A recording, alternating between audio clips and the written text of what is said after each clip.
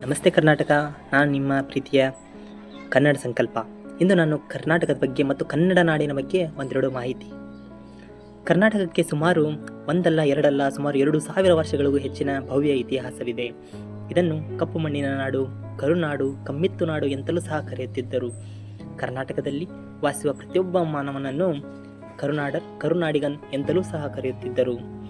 ಭಾರತವು ಸ್ವತಂತ್ರ ಬಂದ ನಂತರ ಮೈಸೂರು ರಾಜ್ಯ ಎಂಬ ಹೆಸರು ಇತ್ತು. ಆದರೆ 1973 ನವೆಂಬರ್ 1ರಂದು ಕರ್ನಾಟಕ ರಾಜ್ಯ ಎಂದು ಮರುನಾಮಕರಣ ಮಾಡಲಾಯಿತು. ಕರ್ನಾಟಕದ ಒಟ್ಟು ವಿಸ್ತೀರ್ಣ 1,91,791 ಚದರ ಕಿಲೋಮೀಟರ್. ಇದು ಭಾರತದ 7ನೇ ಅತಿ ದೊಡ್ಡ ರಾಜ್ಯವಾಗಿ ಹೊರಹೊಮ್ಮಿದೆ. ನಮ್ಮ ಕರ್ನಾಟಕ ಅತ್ಯಂತ ಭವ್ಯ ಮತ್ತು ಶ್ರೀಮಂತ ರಾಜ್ಯಗಳಲ್ಲಿ ಒಂದಾಗಿದ್ದು, ಇದರ ಮೇಲೆ ಅನೇಕ ರಾಜರ ಕಣ್ಣು ಬಿದ್ದಿತ್ತು. ಅದರಲ್ಲಿ ಮುಖ್ಯವಾದವರು ಎಂದರೆ ಕರ್ನಾಟಕದ ರಾಜ್ಯಮನೆತನಗಳು: ಮೌರ್ಯ ರಾಜ್ಯ, ಶಾತವಾಹನರು, ಕದಂಬರು, ರಾಷ್ಟ್ರಕೂಟರು, ವಿಜಯನಗರ ಸಾಮ್ರಾಜ್ಯರು, ಗಂಗರು, ಬಾದಾಮಿ ಚಾಲುಕ್ಯರು, ಕಲ್ಯಾಣಿ ಚಾಲುಕ್ಯರು, ಹೊಯ್ಸಳರು ಮತ್ತು ಬಹುಮನಿ ಸುಲ್ತಾನರು ಎಂಬ ರಾಜಮನೆತನಗಳು ಆಳಿದ ಅತ್ಯಂತ ಗರ್ವ ಮತ್ತು ಸಾಧನೆಗೈದ ಇತಿಹಾಸ ನಮ್ಮ ಕನ್ನಡ ನಾಡಿಗೆ ದೊರೆಯುತ್ತದೆ. ನಮ್ಮ ಕರ್ನಾಟಕದ ಕನ್ನಡ ನಾಡಿನ ಹಿರಿಮೆಯನ್ನು ಇನ್ನಷ್ಟು ಸುಂದರಗೊಳಿಸಲು ಸಂತರು, ವಚನಕಾರರು ಜನ್ಮ ತಾಳಿದ್ದರು. ಉದಾಹರಣೆಗೆ ಅಕ್ಕ ಮಹಾದೇವಿ, ಬಸವಣ್ಣ, ಪುರಂದರದಾಸರು, ಕನಕದಾಸರು, ಚೌಡಯ್ಯ, ಅಲ್ಲಮಪ್ರಭು, ಮಡಿವಾಳ ಮಾಚಯ್ಯ ಇತ್ಯಾದಿ ಶಿವಶರಣೆಯರು ನಮ್ಮ ಕರ್ನಾಟಕದ ಬಗ್ಗೆ, ಕನ್ನಡ ನಾಡಿನ ಬಗ್ಗೆ ಅರ್ಥಪೂರ್ಣವಾಗಿ ಹಾಡಿ ಹೊಗಳಿದ್ದಾರೆ. ಅಷ್ಟೇ ಅಲ್ಲದೆ ಈ ಕರ್ನಾಟಕದ ನೆಲಜಲ ಸಂಪತ್ತನ್ನು ಉಳಿಸಿಕೊಳ್ಳಲು ಅನೇಕ ಮಹಾನೀಯರು, ಮಹಾವನಿತೆಯರು ಸಹ ಇದರ ವಿರುದ್ಧ ತಮ್ಮ ನೆತ್ತರು ಭೂಮಿಗೆ ಸುರಿಸಿದ್ದಾರೆ. ಕಿತ್ತೂರು ರಾಣಿ ಚೆನ್ನಮ್ಮ, ಲಕ್ಷ್ಮೀಬಾಯಿ, ಒನಕೆ ಓಬವ್ವ, ರಾಣಿ ದುರ್ಗಾವತಿ, ಬೆಳವಡಿ ಮಲ್ಲಮ್ಮ ಮತ್ತು ಸಂಗೊಳ್ಳ ರಾಯರಂತಹ ಅನೇಕ ಮಹಾನ್ ಯೋಧರು ನಮ್ಮ ನಾಡಿಗೆ ತಮ್ಮ ರಕ್ತವನ್ನು ಧಾರೆ ಎಳೆದಿದ್ದಾರೆ. ಇಂತಹ ಮಹಾನ್ ರಾಜ್ಯದಲ್ಲಿ ಜನಿಸಿದ ನಾವೇ ಧನ್ಯರು. ಜೈ ಕರ್ನಾಟಕ ಮಾತೆ ಎಂದು ಹೇಳಿಕೊಳ್ಳಲು ನಮಗೆ ಹೆಮ್ಮೆಯಾಗುತ್ತಿದೆ. ಹಿಂದೆ ರಾಜಮನೆತನಗಳು ಆಡಿದ ರಾಜರು ತಮ್ಮ ಮಹಾನ್ ಸಾಧನೆಗೈದು ತಮ್ಮ ಇತಿಹಾಸವನ್ನು ಇಲ್ಲೇ ಉಳಿಸಿಕೊಂಡಿದ್ದಾರೆ. ಅಷ್ಟೇ ಅಲ್ಲದೆ ವಿಜಯನಗರ ಸಾಮ್ರಾಜ್ಯದಲ್ಲಿ ರೋಡಿನ ಬೀದಿಗಳಲ್ಲಿ ರತ್ನಾಭರಣಗಳನ್ನು ಹಿಂಡಿಗಂಟಲೆ ಮಾರುತ್ತಿದ್ದರು ಎಂಬ ಪೂರ್ವಜರ ಇತಿಹಾಸ ಮಾಹಿತಿ ಇದೆ. ತಮ್ಮ ಐತಿಹಾಸಿಕ ತಾಣವನ್ನು ಸಹ ಇಲ್ಲಿ ಧಾರೆ ಎರೆದಿದ್ದಾರೆ. ಮೈಸೂರು ಅರಮನೆ, ಹಂಪಿ, ಬಿಜಾಪುರ, ಐಹೊಳೆ, ಪಟ್ಟದಕಲ್ಲು, ಬಾದಾಮಿ ಮುಂತಾದ ಕ್ಷೇತ್ರಗಳಲ್ಲಿ ತಮ್ಮ ಐತಿಹಾಸಿಕ ತಾಣವನ್ನು ನೆಲೆಬಿಟ್ಟಿದ್ದಾರೆ.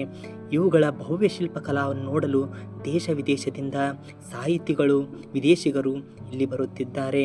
ನೋಡಿ, ಎಷ್ಟೊಂದು ಭವ್ಯವಾಗಿದೆ ನಮ್ಮ ನಾಡು. ಇತಿಹಾಸವಲ್ಲದೆ ಆಧುನಿಕ ಕಾಲದಲ್ಲಿಯೂ ಸಹ ನಮ್ಮ ಕರ್ನಾಟಕದ ಹೆಮ್ಮೆ ಎಂದಿಗೂ ನಶಿಸಿ ಹೋಗಿಲ್ಲ. ಅವುಗಳ ಉದಾಹರಣೆ ಏನೆಂದರೆ, ಜ್ಞಾನಪೀಠ ಪ್ರಶಸ್ತಿ ಪುರಸ್ಕೃತರು ಸಹ ತಮ್ಮ ಕಾವ್ಯ, ಕವನ, ಕಾದಂಬರಿಗಳಲ್ಲಿ ತಮ್ಮನ್ನು ತಾವು ವ್ಯಕ್ತಪಡಿಸಿಕೊಂಡಿದ್ದಾರೆ. ಕನ್ನಡ ನಾಡಿನ ಬಗ್ಗೆ ಹಿರಿಮೆಯನ್ನು ಅಭಿವ್ಯಕ್ತಗೊಳಿಸಿದ್ದಾರೆ. ಕುವೆಂಪುನವರು, ಬೇಂದ್ರೆ, ಯು.ಆರ್. ಅನಂತಮೂರ್ತಿ, ಮಾಸ್ತಿ ವೆಂಕಟೇಶ ಅಯ್ಯಂಗಾರ್, ವಿ.ಕೃ. ಗೋಕಾಕ್, ದ. ರಾ ಬೇಂದ್ರೆ ಮತ್ತು ಶಿವರಾಮ್ ಕಾರಂತರಂತಹ ಮಹಾನ್ ಕವಿಗಳು ಸಹ ಕನ್ನಡ ನಾಡಿನ ಬಗ್ಗೆ ಹಾಡಿ, ಬರೆದು ಗ್ರಂಥಗಳಲ್ಲಿ ಮುದ್ರಿಸಿ ಸಹ ಹೋಗಿದ್ದಾರೆ. ಇತಿಹಾಸವು ಹಿಂದೆಂದೂ ಕಾಣದ, ಹಿಂದೆಂದೂ ಬರೆಯದ ಸಹ ನಮ್ಮ ಕರ್ನಾಟಕದಲ್ಲಿ ಪ್ರತಿಯೊಂದು ಸಹ ಲಭ್ಯವಾಗುತ್ತಿವೆ. ಅನೇಕ ಶಾಸನಗಳು, ಅಶೋಕನ ಶಾಸನಗಳು, ಹಲ್ಮಿಡಿ ಶಾಸನಗಳು, ಹಿಂದೆ ನಶಿಸಿ ಹೋದಂತಹ ಗತಕಾಲದ ದೇಗುಲಗಳು, ಗುಡಿಗೋಪುರಗಳು ನಮ್ಮ ಕರ್ನಾಟಕದಲ್ಲಿ ನಾವು ಕಾಣಬಹುದಾಗಿದೆ.